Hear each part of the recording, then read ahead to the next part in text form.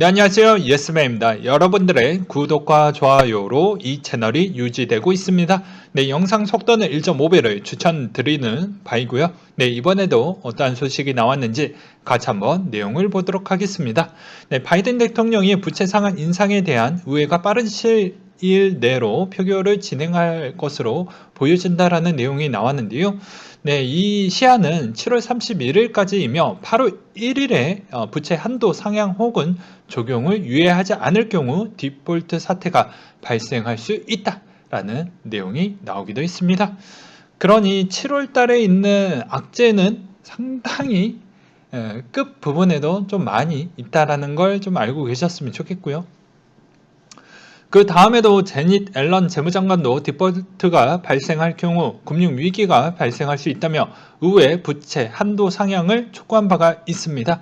그렇지만 이제 해당의 정치적 싸움이 어디에서 마무리가 될 것인지 또 매우 중요하겠죠. 뭐 트럼프 정권 때도 이 트럼프에 대한 그런 주장과 상대적 반대 주장이 정치적으로 좀 엮이면서 이것으로 얻어낼 것도 얻어내고 양보할 것도 양보해서 상당한 또 그만큼 셧다운 시점도 꽤 길어졌다는 점을 보았을 때 바이든 대통령은 얼마나 지혜롭게 그 기간을 짧게 끊을 것이냐 아니면 정상적으로 이런 문제 없이 가져갈 것이냐도 매우 중요하게 될 것 같습니다.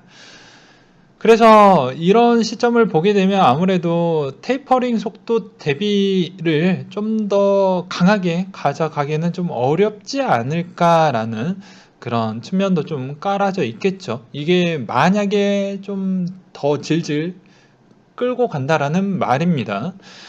그 뒤로 독일의 생산자 물가지수 PPI가 전년 대비 상승을 했고 오일 쇼크 이후 가장 큰 상승폭을 기록했다라는 내용과 그리고 국내 소식으로는 생산자 물가가 전년 대비 6.4% 정도 되었고요. 7개월째 상승세를 지속했다라고 되어져 있습니다. 그 다음으로 문재인 대통령이 코로나 연체자 신용회복 지원의 지시를 내렸다라고 되어져 있고요.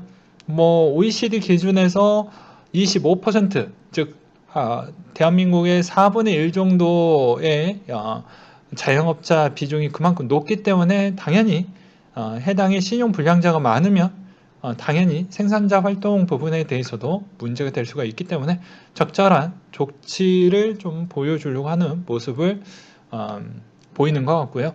그리고 달러 인덱스 추이가 92.97을 기록을 했다라고 하는데요.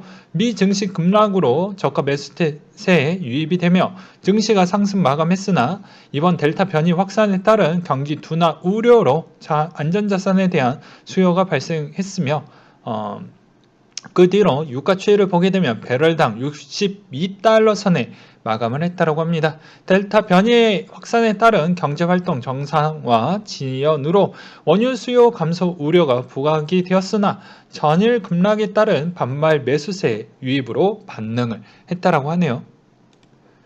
그 뒤로 코인에 대한 소식을 한번 보도록 하겠습니다. 다시 불거진 코인 거래소 상장비가 논란이 되어가고 있다. 코인리스트의 김익환 대표가 스타코인 상장 대가로 그런 피를 받았다라고 하는데요. 아무래도 유사 사례가 꽤 많을 것으로 보여집니다.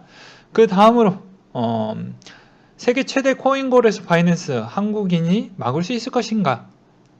이거는 좀 오버해서 볼 수가 있겠죠. 한국은 뭐 그렇게 큰 힘을 갖고 있는 나라가 아닙니다. 그 다음으로 또 보게 되면요. 노소영 관장이 이번 다음 달 8월 달에 간송미술관 콜렉션 기반의 NFT 카드를 내놓을 것이다 라고 해서 어떤 트렌드가 어떻게 이 미술관의 영향을 좋은 영향으로 가져갈 수 있을 것인지를 이미 잘 캐치를 했다라고 볼 수가 있게 되겠고 카카오톡 클립에서 하정우 NFT를 판다라는 내용이 또 담겨져 있습니다. 그 다음으로 카카오뱅크가 IPO를 했는데 자금이 2조 5천억 정도 아마 확보가 될 것으로 나와져 있네요. 그리고 FTX 9억 달러 시리즈 B를 투자를 해서 기업가치 180억 달러 평가를 받고 있으며 아무래도 조만간에 FTX도 상장 준비를 조금씩 하려고 하지 않을까 라고 생각이 들기도 합니다. 왜 그러냐? 이번 라운드에서에 대한 이런 내용을 보게 되면 대충 각이 보이죠. 뭐 소뱅, 뭐 서드 포스트, 알렌 하워드 같은 애들을 보게 되면 알 수 있는 대목이라고 볼 수가 있기 때문입니다. 그래서 대부분 거래소 쪽이 그만큼 상장의 기여도가 높아지면 주식과에 대한 이제 거래가 거의 커플링에 거의 가까울 정도로 보는 게 바람직할 것이다 라고 보시는 게 맞을 것 같고요. 그리고 2,500억 실탄 장전 비덴트 빗썸의 진짜 주인으로 등극을 할 것인가, 이거는 뭐 항상 말만 그렇지 결과값이 나올 때까지는 믿지 않으셨으면 좋겠습니다. 저는 한편으로는 그냥 정부가 부산에서 대체거래소를 만드는 것보다 차라리 빗썸을 인수를 했던 게 더 깔끔하지 않았을까 라고 생각이 듭니다. 그리고 서클의 폴로닉스 SEC 합의를 위해서 $10,000,000 정도를 준비를 했다고 하는데요. 이런 내용을 보게 되면 리플의 XRP 내용을 보게 되면 좀 답답하다라고 볼 수가 있게 되겠습니다. 시즌이 항상 매번 강세가 계속 길게 가는 게 아니죠. 원래 코인 시장 자체가 아직 제도화 단계가 아니다 보니까 그 시즌에서 먹을 수 있을 만한 부분은 꾹꾹 눌러가지고 다 먹고 나와야 돼요. 그렇지 않았을 경우에는 그 시점을 놓치면 어떤 강력한 호재가 나온다고 해도 한계가 있기 때문입니다. 그래서 매번 이야기를 했지만 최대한 빨리 합의 보는 게 어떻게 보면 투자자들한테는 이로운 점이다 라고 저는 계속 말씀을 드리고 싶고요. 이더리움 클래식 7월 24일 마그네토 하드포크 예상이 보여진다라는 내용이 있었습니다. 그리고 아크 인베스트먼트 ETF가 전날 코인베이스 주식을 17만 주 매수를 했다라는 내용과, 저는 계속 말씀을 드리고 싶어요. 여러분들 투트랙은 비트코인도 모으고 그 다음에 오히려 코인베이스 주식을 사모으는 게 매우 좋다 라고 계속 말씀드리고 싶습니다. 그러니까 아크 인베스트먼트가 상당히 머리가 좋아요. 코인베이스 주식도 사면서 GBTC로도 이렇게 해서 계속 매집을 투트랙 전략을 해주고 있다는 것이죠. 장기적인 부분으로 최대 수익률을 내는 쪽은 아마 나중에 아크 인베스트먼트가 되지 않을까 싶습니다. 그 뒤로 뉴욕 멜론 은행이 아마 거래 플랫폼 퓨어 디지털을 공개 지원하겠다라는 내용이 나왔습니다. 이번 규제 환경 발전함에 따라 고객을 위한 디지털 자산 서비스 솔루션을 모색할 것이라고 말했기 때문이라고도 되어져 있고요. 최초의 암호화폐 거래 플랫폼이 될 것이다라는 내용도 담겨져 있습니다. 금융위원회가 코인의 증권성 판단 기준을 마련하겠다라고 내용이 나왔는데요. 금융위는 금융당국의 특정 토큰이 증권성을 갖는지 문의 질의가 다수 제기가 됐다. 그러니까 이 말의 의미는 이때까지 일을 안 했으니까 그런 거고, 그런 질문과 문의를 많이 했음에도 불구하고도 닥치라고 한 거겠죠. 근데 이제는 본격적으로 이제 CBDC 속도도 나오다 보니까 당연히 어느 정도 코인에 대한 정리가 필요할 단계가 이제 곧 다가왔기 때문에 어쩔 수 없이 분류와 정의 그리고 기준이 마련이 될 시점이라고 보여집니다. 또한 여기에서 여러분들한테 좀 주의사항을 좀 설명을 드린다고 하면, 이 증권성 판단 부분은 뭐 대부분 뭐 비트코인, 이더리움 이런 쪽은 문제가 되지는 않을 것 같습니다. 그렇지만 그 외에 있는 코인들은, 특히 김치 코인들 같은 경우에는 상당량 이상 피해를 볼 수도 있으니 특별히 주의를 좀 하셨으면 좋겠고요. 아오이 소라가 7월 22일 기준으로 바이낸스 NFT에서 NFT 드랍을 하겠다라는 내용이 또 나오기도 했습니다. 아오이 소라는 일본 배우, AV 배우로서 엄청난 인기를 끌었던 인물 중에 한 명입니다. 그 뒤로 도지코인이 백만전자 유튜버 도지를 지속 매집 중이다라고 하는데요. 그는 도지를 예금 계좌라고 생각을 하면서 매집을 하고 있다고 하는데, 도지에 대한 저는 그냥 약간 중립 기어를 일단 박아놓고 일단은 계속 모니터링만 할 것 같습니다. 현 시점으로는요. 네, 이것을 어떤 기준으로 좀 분석을 해야 될지 상당량 시간이 좀 필요할 것 같다라는 생각이 들거니와, 그리고 또 아크 인베스트가 이틀간 1,800만 달러 GBTC를 매수를 했다라는 내용이 또 있습니다. 그 뒤로 재미난 내용이 있습니다. 비트코인 아직 괜찮은 이유라고 해가지고 내용 나온 게 있는데요. 같이 한번 보도록 할게요. 오늘 비트코인 레알 찐반이라고 했는데 안 믿는 사람들이 있어서 아마 내가 한번 써보겠다. 네, 이분의 글솜씨입니다. 네, 사실 대공황 시즌 종료가 느낌이 쎄하다. 이런 말을 아주 많이 들었다. 진짜 끝났다라고 생각하면 여기 와서 분탄칠 부분도 없고 그 전에 떠났다. 내 생각엔 비트코인이 아직 안 끝났고 곧 회복장이 올 것으로 보여진다. 근거는 세 가지로 한번 뽑아보도록 하겠다. 첫 번째 근거는 잭도시, 앨런 머스크, 컨퍼런스, 더 비 월드 부분에 대해서 한번 짚고 넘어가야 될 것 같은데, 이 내용의 환경 문제와 테슬라와 비트코인 결제 여부와 비트코인 속도와 거래 비용 문제 부분에 대한 얘기가 나올 거라는 추측이 보여진다. 첫 번째 의제는 당연히 머스크가 비트코인 채굴할 때 청정 에너지 50% 이상을 사용한다며 결제 재개한다라고 했다는 주장 부분이 일단은 아마 아주 긍정적으로 좀 보여질 것으로 보여지며, 비트코인 최고 협차에서 이미 재생 에너지 50%를 훨씬 넘어서 67%를 사용하고 있기, 아마 상당히 좋은 발언만 좀 나올 것 같다라는 주장입니다. 이게 그 자료라고 볼 수가 있게 되겠다라는 내용이 있고요. 머스크는 이 자료를 보고 쌩까고 아직도 답변을 안 내놔서 이번 캐시우드 잭도시가 이 점에 대해서 반박을 할 수 있고, 타협점을 찾고 나서는 비트코인 테슬라 결제 재개가 앞당길 칠 수 있다라고 보고 있다. 두 번째 의제는 머스크가 지적하고 있는 비트코인 수수료 문제, 거래 속도가 느린 거에 대한 문제라고 볼 수가 있게 되겠는데, 잭도시는 이미 비트코인 중심으로 속도 개선에 힘을 쓰고 있기도 하고 언젠가 비트코인 기술적 단점을 극복할 수 있을 거라고 낙관하는 사람이고, 이런 내용을 보게 되면 비트코인이 조금 더 오르지 않을까라는 주장이다. 두 번째 근거는 비트코인 고래 투자자 매집에 본격화했다라는 점인데, 자, 2018년도 3년간 이체 없이 휴먼 상태가 메가 비트코인 고래 지갑이 17개가 주말 28,377개 비트코인을 매집한 것으로 나타나져 있었다. 최근에 비트코인 고래들이 채굴자들이 비트코인 물량을 대부분 싹 쓸어서 매집하고 있다고 했으며 단기 호재라고 사실 보기 어렵다. 얘네는 오늘만 사는 애들이 아니라서 이 호재 언젠간 반영이 돼서 팍 튈지 아닐지 모른다라는 점과 페닉셀보단 장기적으로 확실히 시장에 도움이 될 거라고 생각이 든다.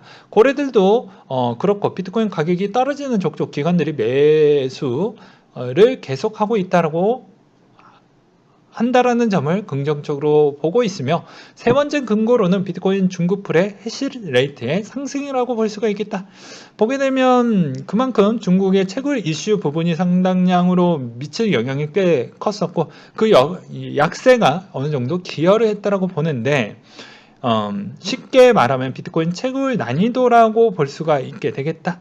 그래서 이게 높아지면 어느 정도 방어 라인대가 탄탄해진다라는 부분이고, 이게 일정 계속 유지가 된다라는 것은 아무래도 장기적 호재라고 봐야 되지 않겠냐라는 주장이 나왔습니다. 여기서 조금 더 살을 붙여서 설명을 좀 드리도록 할게요. 앨런 머스크 입장에서는 테슬라의 이번 3분기 분기 보고서의 예상치를 그려낼 수 있는 애널리스트에 대한 발언이 중요할 것 같습니다. 근데 제가 봐도 계속 말씀을 드리지만 앨런 머스크의 3분기 보고서가 그렇게 낙관적으로 나오기 어렵습니다. 실적을 부분을 이야기를 하는 거예요. 그러면 당연히 금융자산 부분에 대해서 플러스를 만들어 놔야 그나마 지금의 주가를 유지를 할 수가 있겠죠. 그렇지 못했을 경우에는 좀 힘들지 않을까 싶습니다.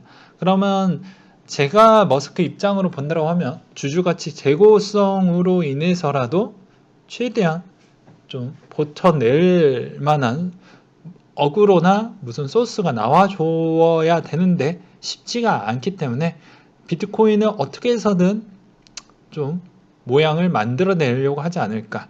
라는 생각이 듭니다. 그 다음으로 현대백화점 신규 가입자 전원 밀고 코인을 지급했다고 하는데요. 이 내용은 아까 설명을 드렸던 그 금융위 부분과 또 밀접한 관계가 있습니다. 뭐 증권형이냐 증권형이 아니냐 이 말의 의미를 좀 더 보게 되면 더 면밀하게 보겠다라는 겁니다. 어떤 부분이냐, 너희가 스캠이냐 스캠이 아니냐, 일정 조건을 갖췄냐 갖추지 않았냐, 그리고 조건부 부분에 대해서 매년마다 검토를 해서 그만큼에 대한 이익률이 안 나오는 코인은 또 제껴낼 것이기 때문에 그만큼 열심히 일한 자는 내버려 둘 것이고 그렇지 못하는 코인들은 계속 걸러낼 것으로 보여집니다. 그래서 걸음망에 계속 툭툭툭 쳐서 계속 걸러내기 때문에 항상 김치 코인 그리고 나머지 소형 코인은 특히나 조심하셨으면 좋겠고요. 어떻게 될지 아무도 모른다는 것입니다. 그리고 이더리움 클래식 하드포크 적용 시점에 대한 정보 글에 대해서 내가 한번 글을 써보겠다. 딱솜님께서 써주셨던 내용인데요. 자, 결론만 말씀드리면 어느 시점에 동시에 일어나는 업그레이드는 아니다. 모든 노드들이 소프트웨어 최신 버전 즉 매그니터 업그레이드를 해야 되는데 네트워크상의 하드포크가 되는 특정 블록을 정해져 있다. 이더리움 클래식 네트워크 포크 모니터 확인 결과 하드포크가 적용되는 시점은 이걸 작성하는 시점으로부터 2일 20시 시간 정도 남아져 있다. 링크를 걸어 드릴 테니 이 점을 참고하셨으면 좋겠다 라고 해서 클래식 포크 펄트라고 이렇게 주소가 있으니 이 점을 참고하셨으면 좋겠고요. 매그니토 하드포크에서 특이한 사항이 발견되었다. 멘티스 클라이언트 이번 하드포크 시점에서 업그레이드 대상에서 빠져있고 멘티스 클라이언트 다들 알고 계시다시피 에이다 재단에서 유지관리 중이다. 물론 업그레이드 지원은 계획은 있으나 이번 하드포크에서 빠지는 이유는 좀 더 알아봐야 되겠고 하드포크 일어나면 하드포크가 따르지 않는 노드들은 더 이상 이더리움 클래식 체인이 아니게 된다. 그래서 대다수 채굴풀 또는 개별 채굴자들은 시스템 업그레이드를 무리 없이 하리라 보고 있고 만약 그렇지 않는다고 하면 새로운 체인이 생겨날 가능성도 있다. 즉 비트코인 캐시가 그러했듯이 아무래도 그럴 확률이 있다라는 것이다. 그 뒤로 이더리움 클래식의 해시레이트는 시스템 분절되는 즉시 해시레이트에 다운될 것이며 가격 급락으로 이어질 수 있는 가능성도 열어둬야 된다. 그러나 99% 이상 그럴 일은 없다라고 개인적으로는 생각이 든다. 새로운 체인의 코인 거래소에 상장될 가능성도 매우 희박할 뿐더러 이클이나 빗개처럼 나름대로 정당한 명분도 없다. 비싼 채굴 장비가 사장될 수도 있는데 누가 1% 안 되는 도박을 하려고 할 것이냐. 시장이 아마 거부할 것으로 보여지니 그런 걱정은 안 해도 될 것 같다. 이번 하드포크 이더리움 베를린 하드포크 때 변경 사항을 지원하게 되며 결국 이더 POS 전환 이후 채굴자 유입이 무리 없이 하기 위한 포석으로 보여진다. 베를린 하드포크를 통해 이더리움 재단 네트워크에 도입된 프로토콜 영향에 미치는 변경 사항이 하위 집합에 대한 지원을 추가하게 되고 그 내용의 요약본이 이더리움 클래식 ORG ECIPS ECIP-1103에 또 주소가 있으니 이 점을 참고하셨으면 좋겠고 현재까지 프로젝트는 순환 중이다 라고 볼 수가 있게 되겠다. 참고로 이번 하드포크의 앞을 위한 큰 그림이라고 볼 수가 있게 되겠는데 하드포크가 된다고 해서 급등하거나 급락하거나 알 수가 없으나 과거 이더리움 하드포크 때 가격의 움직임을 추적해보며 급등한 사례가 찾아볼 수가 없었다. 오히려 하락 후 상승 패턴이 더 많았기 때문에 이런 부분에 대한 마음을 졸이신 분들은 좀 안정감을 가지셔도 괜찮지 않을까. 오히려 약세가 나올 수 있는 부분은 기술적으로 좀 주어보는 전략으로도 봐야 되지 않겠냐 라는 부분과 그 다음으로 또 대출하셨던 분들은 아마 절대 버티기가 쉽진 않은 구간이기 때문에 신중하게 좀 봤으면 좋겠다 라고 했고요. 여기에서도 뭐 여러 가지 또 주장이 나왔습니다. 유튜브에 올라오는 부분은 좀 걸러서 봤으면 좋겠다 라고 되어져 있어요. 그리고 뭐 개미보다 못한 수준을 또 얘기하는 구독자분이 수십만이더군요 라고 해놨던 내용도 있네요. 그래서 매번 이야기를 했습니다. 이 이야기도 들어보고 저 이야기도 들어보고 항상 들어본 뒤에 본인이 필요한 부분에 대해서 자료만 이렇게 걸음망에 걸러가지고 그냥 흡수하면 돼요. 예, 그게 여러분들한테 이롭고 좋습니다.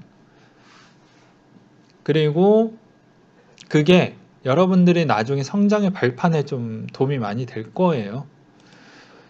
그란드엑스가 클립 드롭스 오픈 국내 아티스트 24인 작품에 순차 판매를 한다라는 내용이 좀 있었고요. 이후 FATF 중고의 국제 송금 법칙을 암호화폐에 적용하는 법안이 공개가 됐다라는 내용이 있었습니다. 뭐 내용의 초안부를 보게 되면요. 서비스 제공자에 이루어진 암호화폐 이전에도 규제 범위를 확대한다. 이 목적은 FATF에 대한 암호화폐와 암호화폐 서비스 공급자를 대상으로 하는 권장사항, 특히 영행 규칙에 대응하기 위한 이유법 개정을 반영하는 것이다.